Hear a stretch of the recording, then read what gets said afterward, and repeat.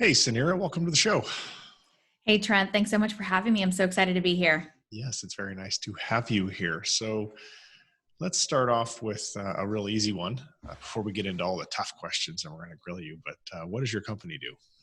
Yeah, so my company is called Fat Merchant. We are a payment technology company, and what we do is integrated payments for small to medium sized businesses and take all the which ways that a business accepts payments and brings them into a single unified platform. Okay. And so I'm guessing you had a background. I know you had a background in that because we talked Yes. in the pre-interview. I did. So I actually was working for a processing company prior to launching Fat Merchant and just hated the way customers were treated. The lack of transparency in the marketplace from a fees standpoint. And I actually was selling merchant services door to door. So my background, many, many moons ago, I've been in payments for over a decade now, and I've had pretty much every job under the sun in payments and for many large companies. Mm-hmm. And just saw a big need for a better user experience, one from a pricing standpoint, but also from a technology standpoint, as businesses were needing to accept payments in a multitude of ways, but they had to go to multiple processors and providers to be able to actually accept those solutions. And I'm like, why isn't there one solution that does all of the solutions they need, and also in a transparent way? So we were actually the first company to launch the first subscription-based processing product, and we're coined as the Netflix of credit card processing. We've been featured everywhere, and it's really we're really disruptive in a flat monthly subscription model for unlimited, all-you-can-eat processing for that flat fee. And when did you launch? I launched the company in 2014. March 2014 is when I officially got my registrations from Visa, MasterCard, and American Express. So it was a big day that day. But I was working on Yeah. the company since 2013, officially got launched in 2014. We did 5 million in payments that first year. And last year we broke 5 billion in payments after being in 5 years in business. So That's a lot lots of of payments. crazy growth. Yes, it's a lot of payments. We're actually, one of the largest processors in the nation today. And this is a funded or a bootstrap company? Funded. So it was self-funded. It was just me, myself, and I for the first probably year of getting this up and running. And then we've raised about 20 million in venture capital, and still on a pretty big growth trajectory ahead. So probably more to come Yep. thereafter. And your ideal customer is who? My ideal customer is a small to medium sized business. So any company, and small, it's not micro merchant. So our ideal customer is anyone who's processing $100,000 annually in processing card volume. That's kind of our lowest threshold, and up to about 20 million in processing. So that's kind of our sweet spot. We have customers that are below that. We have customers that are above that, but 80% of our customers fall in that range. And so that is our ideal customer. They span across multiple industries. And so we're industry agnostic, but there is a processing volume where we really can provide immense value to these companies at that threshold. And they must be US based today. We are launching in different countries this year, but right now it is 100% US based businesses. Okay. How many customers do you have now, and what's your year-over-year growth rate? Well, okay, so we have over 6,000 customers today, and our growth rate, oh my goodness, it has been, we actually were just on Inc.'s Inc. 500 last year, number 217 for Inc. 500, and God, I believe it was like 2,000% growth, like year over year. Yeah. But it has been, because we've gone from we've pretty much doubled revenue year over year, but also from a processing volume standpoint, that's been exponential because our customers are higher volume customers. And so the growth has been, it's crazy. Honestly, Trent, I don't even believe that it's my company half of the time, that this was just an idea in my head and launched it, a 26-year-old with practically like no experience and $20,000 in my bank account. And now to have billions in processing and be recognized as one of the top players, it's surreal So Yeah, it's pretty very, very phenomenal. blessed, very blessed. All right. So now that we've spent a couple of minutes just sort of painting a picture for the audience of what you've built, we're going to start peeling back layers of the onion and talk about the how, because that's really always my promise for my audiences. I want them to come and listen to other entrepreneurs and ideally, come away with actionable golden nuggets, things they can implement in their business, ideally today.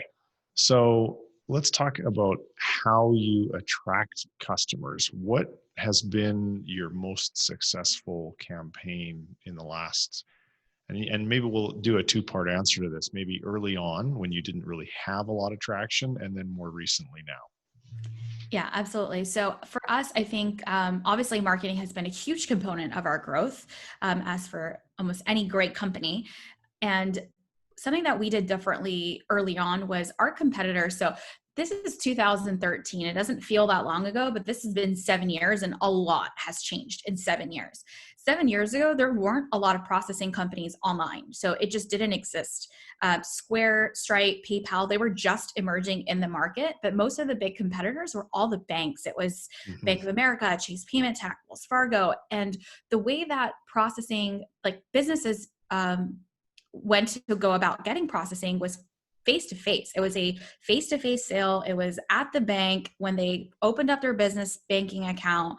It was very similar to insurance sales. Like, I don't know if you remember getting your, maybe I'm dating myself, but getting an insurance card, you had like the guy come to your house, you like walked around your vehicle, gave an assessment, and then you received your insurance card in the mail. You took it to Kinko's to go get it laminated. And that's how you got your car insurance. And then overnight, a company went online. They were like, forget that process. You're going to go online, fill out your information, and you're going to be able to print and drive today. Right. And that was Esurance. And that was the same model that we built Fat Merchant from a go-to-market standpoint on. And it was actually out of necessity. It wasn't even because I was a genius or anything. I didn't have the cash to go hire people. So the way that I was like, okay, we have this incredible flat subscription model. It's going to be disruptive. I took it online. So we built an incredible website. We created a very simple 1, 2, 3, go online, get started for your payment processing and get the technology solutions that you need today. And that really didn't exist. It took a week to get your processing up and running. And so we went online and spent money on Google. Right. And so put money on Google Ads, created a really great website, started, talking about like creating videos and social media. And so we organically started to grow online where our competitors weren't online. And so that was how we went about establishing our go-to market. And still today, so still 6 years later today, 70% of our customers come direct to us online. So that is still our primary model. We have not shifted from it. We've just gotten bigger and bigger and bigger and gotten more market share over time. But that is how we go about acquiring customers. And it's an entire slew of digital marketing. So it's not just a campaign, or it's not just Google AdWords. It's not just retargeting. It is everything. It is turning every single rock once we get that lead in through the door, and then nurturing them through that entire process, through the funnel, to then eventually convert. And our sales cycles are actually really short. So we're able to actually, within a given month, be able to land the customer online, convert them into a paid customer. And our conversion rates are north of 10% from direct customer landed, filling something out, to actually being a paid customer of Fat Merchant. So it's pretty impressive. So over the 6 years, obviously the cost of your advertising clicks has gone up exponentially. It has. We make Google very happy. Yeah. So let's dive deeper into that. If you can, so let's talk, because so you said Google ads are the bulk of your top of funnel attraction or lead attraction activity. Is that correct? Yes, Google is a big component, but there are still many components. It's paid advertising is a huge component of it. So we do a lot on social, Facebook, Google, and other like Google Display Network. So it's just when I say Google, I use it as like Kleenex, Sure. as a Okay. term. So I mean, Okay. like digital advertising is still a Sure. huge component of it. And then there is also a huge organic component that complements the paid side, because we have been online for so long creating value content. So the SEO side of the business then also complements the paid side of it. So it's a full digital marketing Okay. online strategy. So let's dive into the ads a little bit. So you've got some ads that say more or less what? What does your ads say? It's pretty simple. The ads are unify your payment experience. We have a savings component to our model, so it's save 40% on your processing fees. We have there's product is a value proposition, and then price is a value proposition. So there's different campaigns depending on verticals and what that vertical is most likely to attract. And are you predominantly text ads, or are you an even kind of smash of text and video ads? No, text, video, dynamic videos. We do it all. So it's actually nothing is actually plain text ads. I think probably what's plain text is like the Google, the actual pay-per-click ads are text ads because those are just links. But most of the ads are dynamic. Okay, so what Videographic would be a ads. phrase that a customer would type into Google? Because I want to see if I can do this now to show one of your ads. Okay, let's try merchant services. Let's try that. And I realize at a company of your size, you're not the one. I am not the one. I don't expect you to be able to answer all. Yeah. This So top merchant services providers, right? Should be one.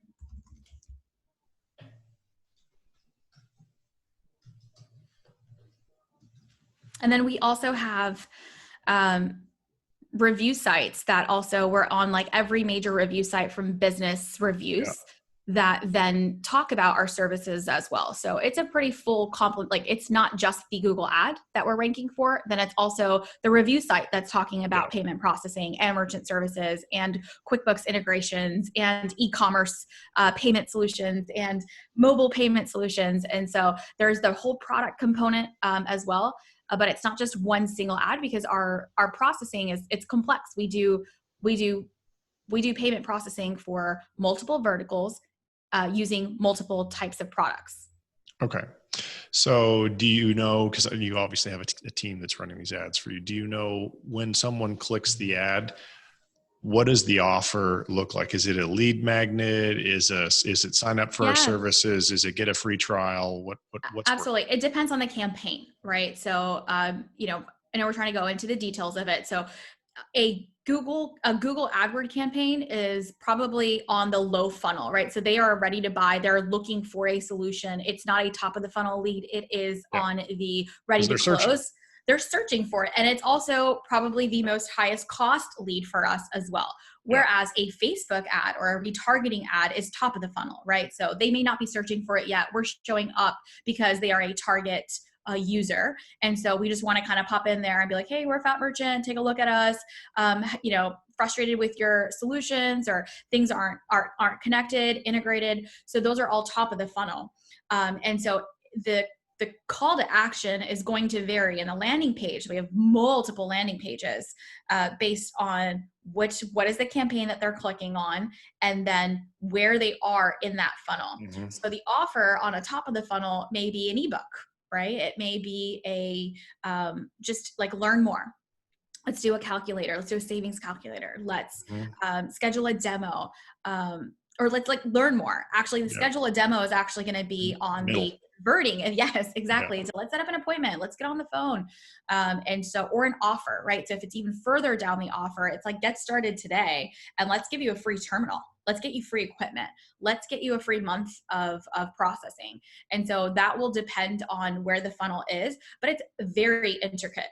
All of it's run through like our, HubSpot is what we use as our primary content marketing engine. And HubSpot has literally done case studies on the amount of fucking workflows that we have. And we're probably one of like the HubSpot's like top users over the last 5 years. And we receive like awards from HubSpot for how much we use HubSpot. We've actually been in like 2 HubSpot books. And Google also as well, like we're in alpha programs with Google we're the largest spending advertiser with Google in payments today. And that's really shocking. But so if you have any of those, if you could give me links after the fact to any of those HubSpot articles that they've written about you guys, we could include those in the show notes. Sure. Yeah. Send me a note and then we can include those in. But point being is that it's not simple. Like what I'm trying to get across is that there's not one campaign. There's not one way. And I wish, and there's many companies out there that works incredible for, and you can double down on that approach. For us, our customer is, it's broad, right? So because we have 4 key verticals. So professional services, service-based, which is still services. Professional services are like your lawyers, your marketing companies, business-to-business services. And our second vertical is service-based, which is they use the same tools, but they're actually physically providing services like lawn care, pool care, your dry cleaners, like actual services rendered. And then you have healthcare. So healthcare is one of our biggest buckets, which is retail healthcare that needs to take payments, like optometrists, therapists, dentists. So not necessarily major hospitals, but everybody else that is that has patients, day-to-day cell patients. So we've got ProServe, Field Serve, healthcare, and then retail. So those are our 4 key main verticals. And when you chalk up, there's a million ways to get to a small business, and that each of those verticals has their own tried and true methodologies to get to that customer. The call to actions are unique to them. Their landing pages are unique to them.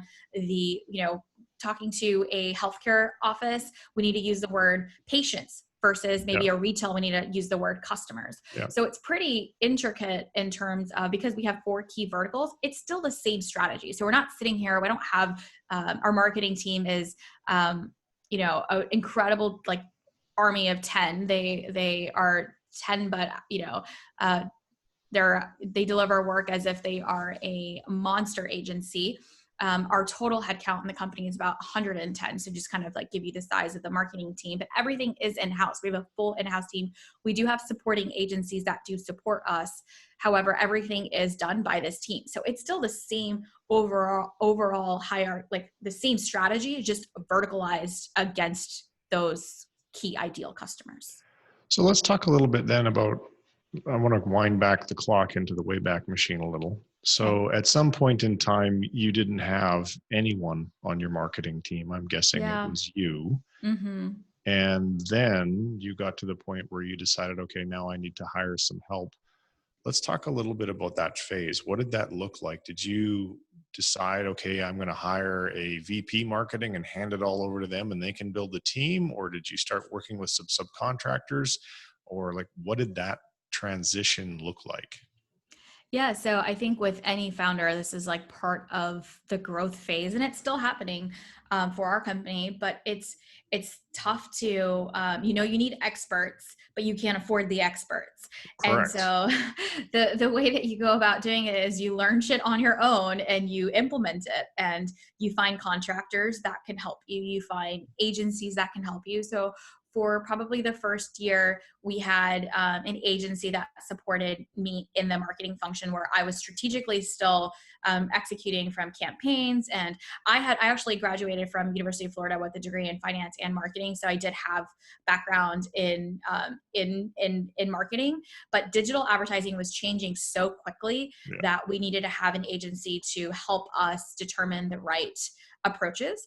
And so we hired an agency at first, and then eventually started bringing on those key roles. So the first marketer was a overall just everything marketer. So this person wore every hat, but it was one additional hand that I had that would, we would do copy together. We would do campaigns together. We would create graphics, horrible graphics together. and just throw shit together, right? And that's kind of that one person that wore every hat. And then you specialize even further. Then we're like, great, we're actually spending dollars online. We need somebody that is an expert in ads. And so then we brought in an ads manager, right, into the team. And I didn't bring on a incredible expert right away. I couldn't afford to do so. But I kind of leveraged my experience as that strategic head with adding the next necessity that we needed, and that's how we grew that side of our marketing team. But it applies to every part of the organization. I mean, I've played and I'm still running the company. I'm so proud and privileged to continue to be in the seat that I am, and it's incredible to just like I'm looking outside at our at the office, and I used to play every single one of those roles. I used to play the customer support. I used to play the account manager. I used to play. Oh, I know, because I do it all too in my software company. Yeah. And then you will. And, and it's investing in the right people. And we're so fortunate to still have like our original founding team. We have incredible culture here at Fat Merchant, and everyone's still very much excited about being on this rocket ship. And we're just adding in more and more talented, specialized people. So you earlier on, you mentioned focusing on industry niches, and I'm wondering,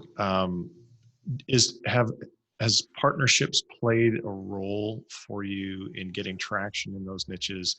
And if so, can you give me kind of an overview of how you identify partners, how you reach out to them, what the partnerships look like, and so forth?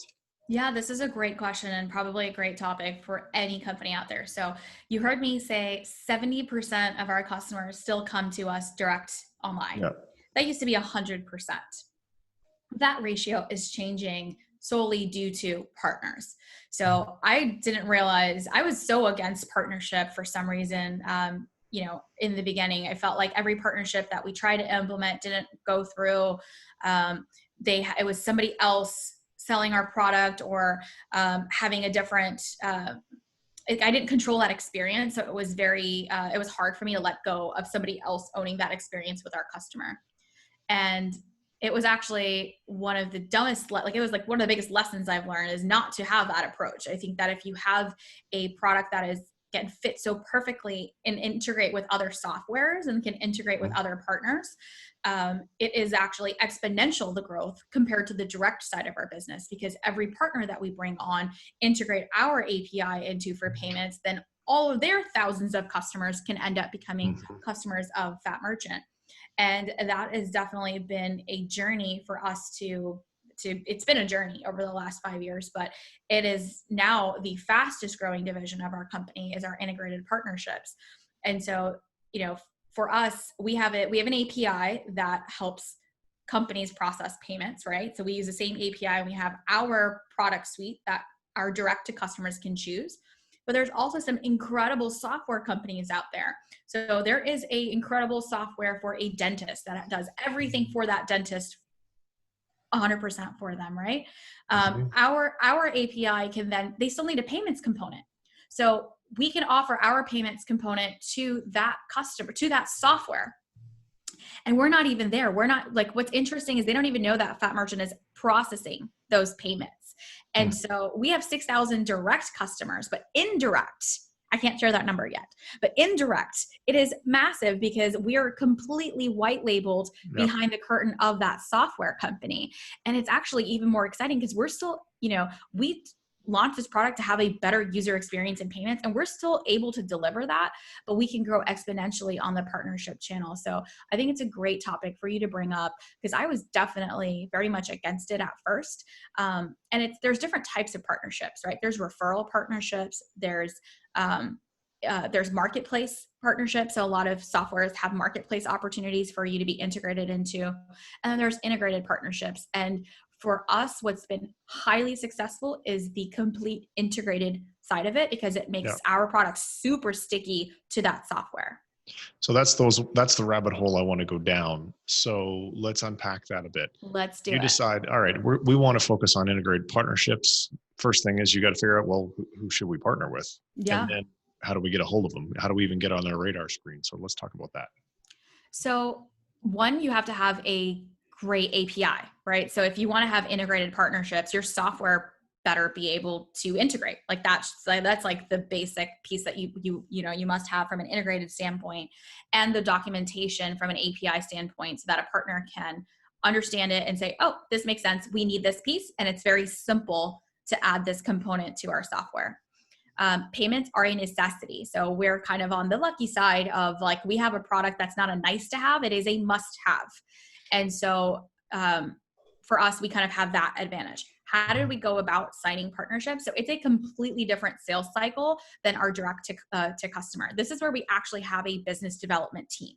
This is where we actually go to trade shows and vertical conferences, and through our networks. It's like a true business development cycle, that it's a long cycle. So we don't just sign a partner and get them up and running in less than, like our sales cycle on the direct side is 17 days. Our sales cycle on the partner side is 9 months. Yeah. So it takes a while, and you have to run through, it's just like, so one, you sign the partnerships, and signing partners are easy. I don't think that that's the hard part. What's actually the hard part, Trent, is getting dollars out of those partners, actually getting your product usage out of those out of that software company. So partner success is actually the next component that is really, really important, where we put in a lot of work. So you can go out and sign great partnerships, but extracting value, they have their day-to-day. They're focused on their software. They're not focused on selling your software or your integration. And so that takes a little bit of art, skill, and a team there to ensure that you're actually getting fruit from those partnerships. Because that was something that we learned as well through the years. Was we launched our partnership division in 2018 and probably signed about 2 partners a quarter, was our cadence, up until like and it was continuing to grow, but we had plenty of partners, but not all of them were performing at that, the same level. And so why? Well, it's because they have their own agendas, and you're not always going to be top of mind for the partner. So partner success is invest now in that, right? Like invest now. If you're thinking about partnerships, it's not just the sales side. I actually think the sales side is the easy side. It's really implementation, partner success, gaining that value that you're looking for from a revenue standpoint from them, getting those customers on board. But then once you crack that nut, it's exponential. So and that's my 2 cents there. In the outreach to prospective partners, was it just a lot of blocking and tackling? No great fancy automated email outreach programs or ad campaigns. It was just, you had feet on the street, you were going to shows, knocking on doors, sending cold emails, just basic stuff. Basic stuff. I would say that we do have a great ABM strategy on the partner side. So there are ways to digitize your partners, partner outbound. So we have an inbound model for our direct side of the business. Yeah. Leads come to us. Then we have an inside sales team that runs them through a process, closes that customer. That is all inbound. It is a fucking machine. It's a flywheel. It's running. We've been doing this for 5 years. It is awesome. Now from the partner success side, it was different because this is outbound for the first time for us, right? Yeah. But there is still a component of where digital advertising and having a brand and doing ABM marketing, and there's still approaches that go beyond just the cold call. We're still not cold calling our customers. We have SDRs, but it's still email campaigns. It's still setting those appointments. It's still more of a traditional process, but I think that you can leverage, because we are leveraging a lot of our digital learnings towards the right side of the house as well. And so when you have success, even when a partner does learn about you and then they Google you and they're like, holy shit, this company is amazing. They have all this stuff going for them. And then now they won't leave me alone because I'm being retargeted like crazy, right? Like I'm seeing them everywhere. You can become bigger. You can have a lot of clout online that you may not with just that one business development person calling, right? Mm-hmm. So I think that in 2020, we are in such a great position it's ours to take. That's all this white space is ours to take, because there's so many tools, so many ways to advertise, so many ways to show up. You just have to be the one showing up first. Yep, absolutely. So in that answer, you did mention your sales team and how your your inside sales team for your inbound does exceptionally well. You're not the only interviewee that I've had in the software space that is having a great deal of success with the good old fashioned people to people sales touch. I interviewed a fellow who's the founder of a company called Untitled Chapter, and he literally sent me a graph of their growth, and it was growth pre-sales team. So they've got a self sign up process, probably like you do. And at some point in time, he realized, okay, we're not converting enough of our free trial into paid customers. So built an internal sales team, and it was crazy, Suneera. On the graph, it went from like this to like this, yes. Literally around that 3-month period of time where he built the sales team. And obviously and the graph just continued for several years after that. So let's talk a little bit about your inside sales team. How did you get it started? Let's just talk about that first. How did you get it started? So we've always had, so I was the inside sales team. So even when we had a self sign up, I still always called the customer. Like that was always part of the process. I've been in sales in many different hats. I've been in field sales. You can still automate so many things. There is still one layer of a human touch that does just close the deal. That is what we do as salespeople. And it really can't be replicated. For some companies that may be just 100% commerce or a product company, like an actual physical good, you don't need a salesperson to sell you a physical good anymore. But for a software company, like we're going to integrate your company into our company, there is a demo. There are components required that needs to be tailored to that business, or understanding that customer better. Doing a discovery call goes a long way. So we've always had, quote, I'm doing air quotes, a sales team. I was a sales team. So when our call would come in, we would, or like a lead would come in, we would just call the customer, understand the customer, tell them why our solution was a great fit for them, and then close that customer. And that is like the true definition of like inside sales. How that team continued to grow was, we knew like it literally is a ratio. And when I talk about for any SaaS company, and like all SaaS companies have an inside sales team, very KPI driven, very like these are the leads that come in. This is what is like it's all automated. Like this is like this goes to this team, this goes to this SDR, this is this vertical. And they have like a full playbook. It's an entire inside sales playbook that is pretty similar to most SaaS inside sales playbooks that you can all Google that have, this approach. So the lead comes in, it either gets assigned to a SDR, or if it's a top of the funnel, then it gets assigned to an SDR. If it is lower in the funnel, it gets assigned directly to our sales executive. We call them payment consultants. And so it gets assigned to a PC, and then they carry it through, and they have a sales playbook.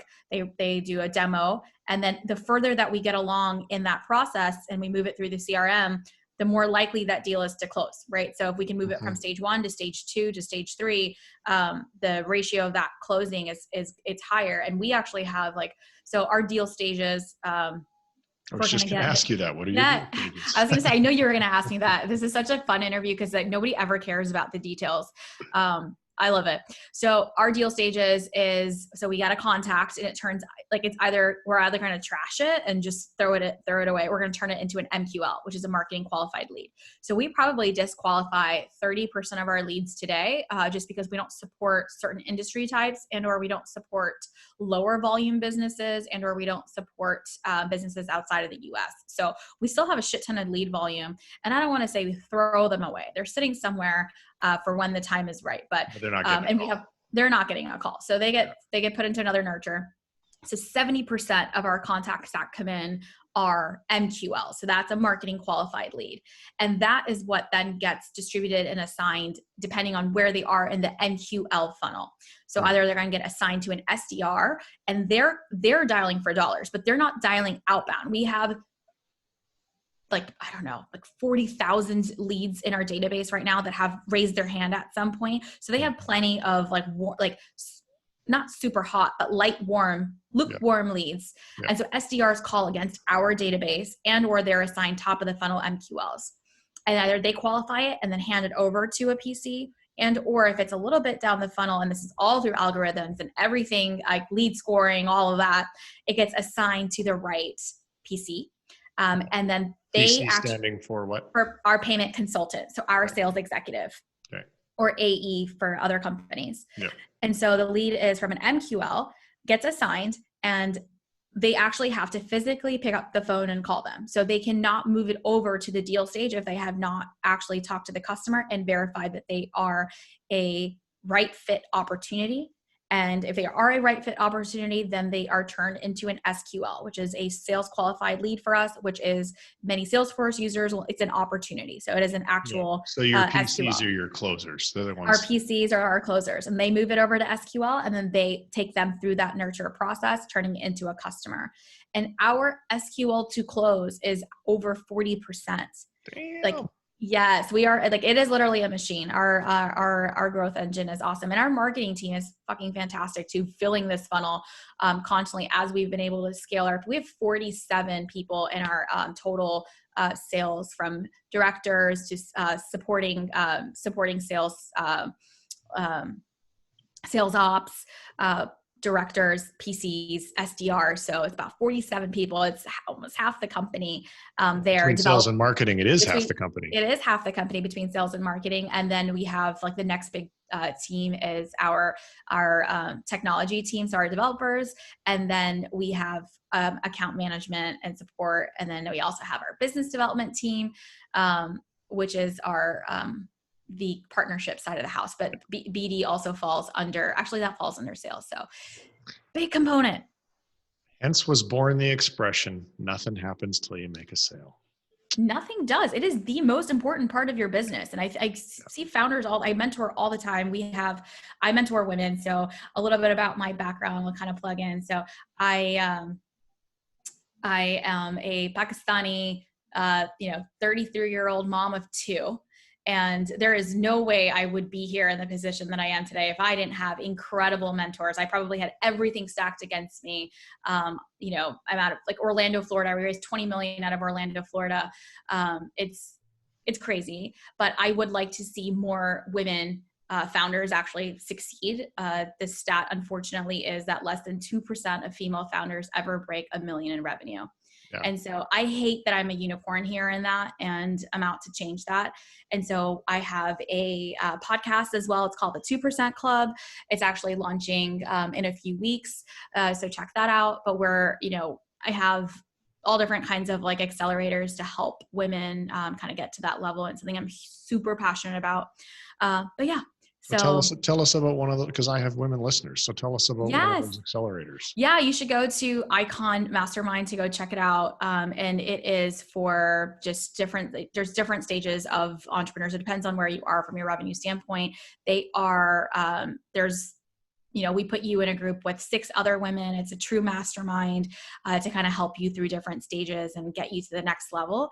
One of the biggest challenges that I see why women don't make it to the next level, it's a lot of it is just, we don't even think big enough. We think that, when you ask many women where their goals are, it's at 6 figures. We're not even thinking about getting to the 7-figure mark, but also it's just the playbooks. I mean, everything that I just shared, these are all just, they're all the same playbooks. Like I didn't invent this inside sales playbook. This exists.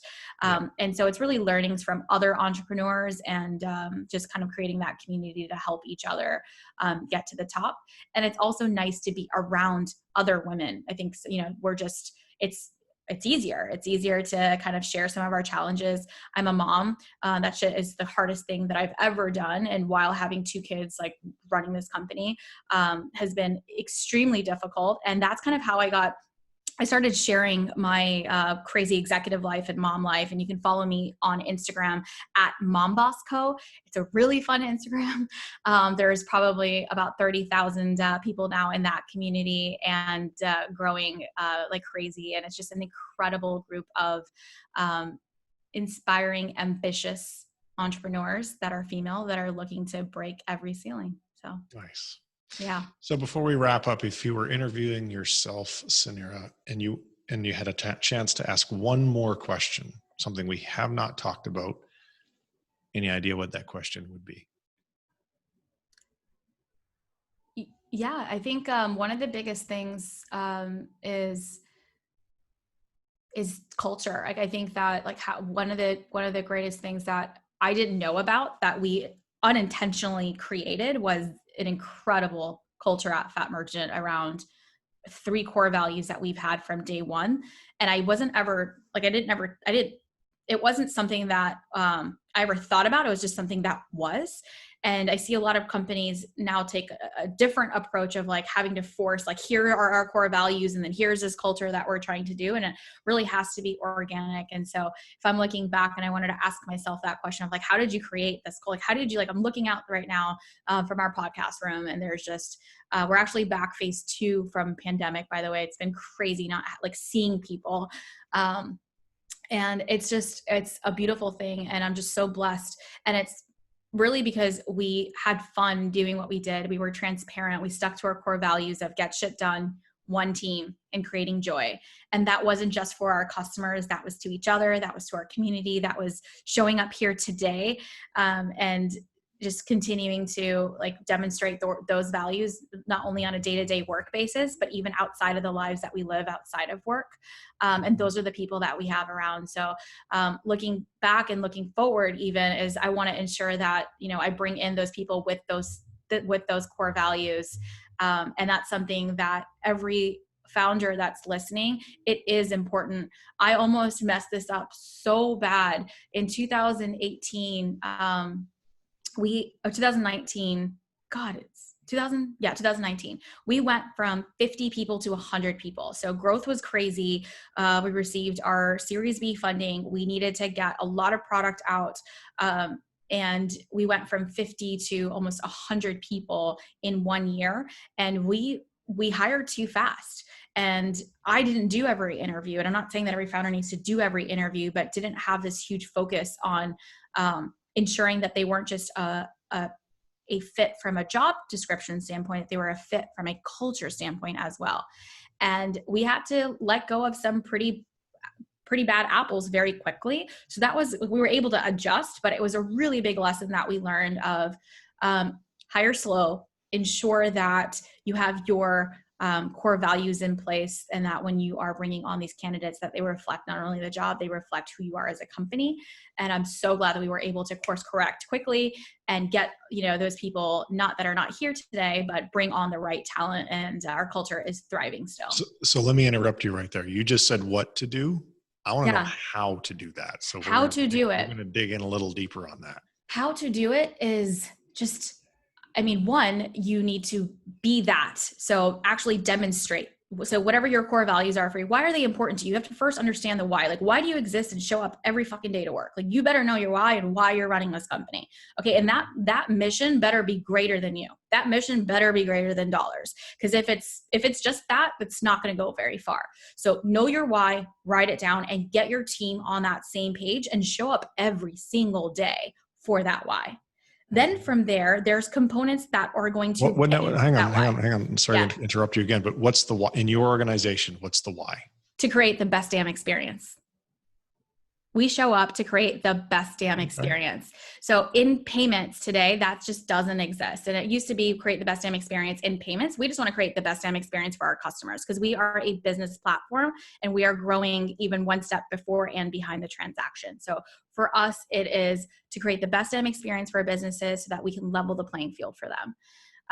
And so that's why we show up. It's for the SMB. It's to give them and how we do that. So that's the why, but how we do that is through the three core values of we create joy, right? We get shit done. We operate as one team, as a unit with our customer and with our team. So do this exercise. So the how to do this is you write it down, you get into a room, you get with your core team members, and you get the company behind this rally cry.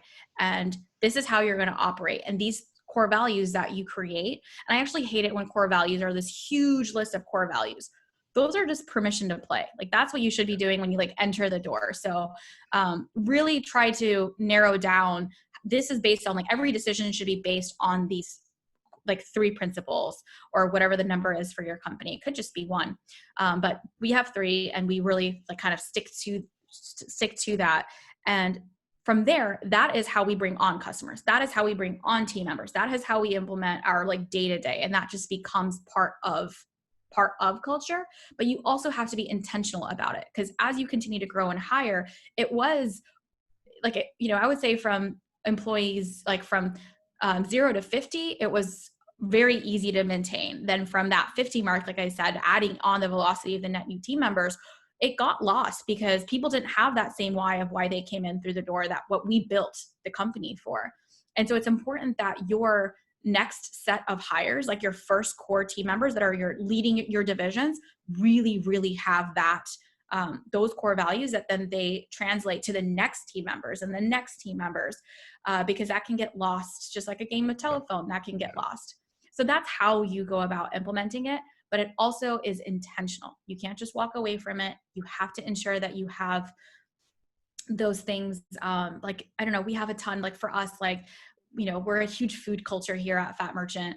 And, you know, I used to bring in bagels every Monday, you know, for the team because they were cheap. Like it was $6 bagel buckets at Einstein's, and I would bring in, and it was a great way for me to, you know, make my team happy. I'd bring in some breakfast and we'd all eat and get to work on a Monday. Then that continued to evolve. Like we still have bagel Mondays at the office, and now they sit on the new hire's desk. And like we have to go talk to the new hire to go get our bagel on Monday. And we still incorporate the same elements. We didn't lose our culture as we continue to grow. And luckily Einstein only raised their price to $8. So that's still, it's still affordable. I like that. I like the bagels on the new hire desk. I think that's very smart. It's just a tiny, simple little way to create interaction with new folks. Yeah. Before we finish up, I did think of another thing that I wanted to ask you as we got into the talk of culture and team building and your shit show of going from 50 to 100. Now that you went through that experience, making some mistakes, what does your interview and hiring process look like? It is a playbook there as well.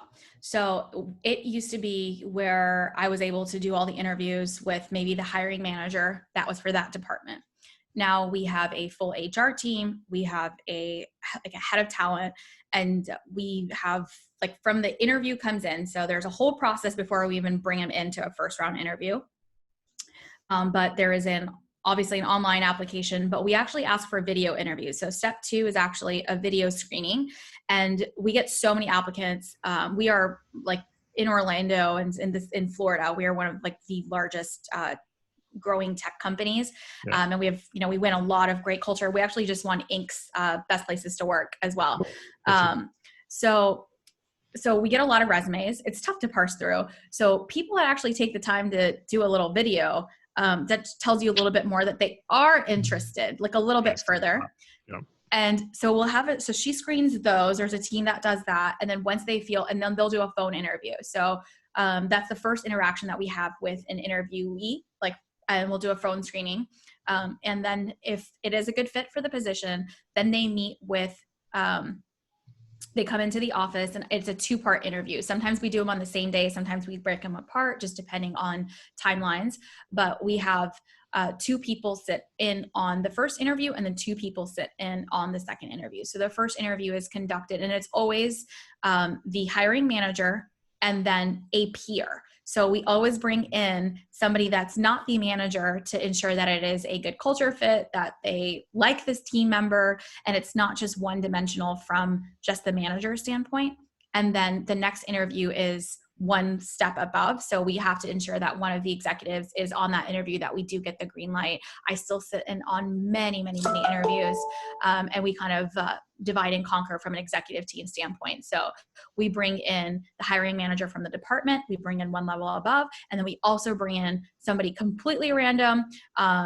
Like one is a peer in the department, and sometimes we bring in somebody not even from a non-department. So it's a completely unbiased view. So that's the process. They do the interviews, and then we make a decision, and we're pretty quick about it. Do you do any personality testing? It depends on the role. So we do have so that's the interview process. Now it depends on the specialization. Our sales team does they have a profile that they have, that just does well for certain teams. And even if we actually like to keep it balanced. So it's not necessarily about having one profile for a sales individual. We actually like to diversify them so that in teams that they don't have like competing style personality. So we'll do a personality test on the sales side. And then on some technical side, there will be like coding tests and some technical specialization stuff. So that goes on to like the next phase of it. But that's pretty much the hiring process. Okay.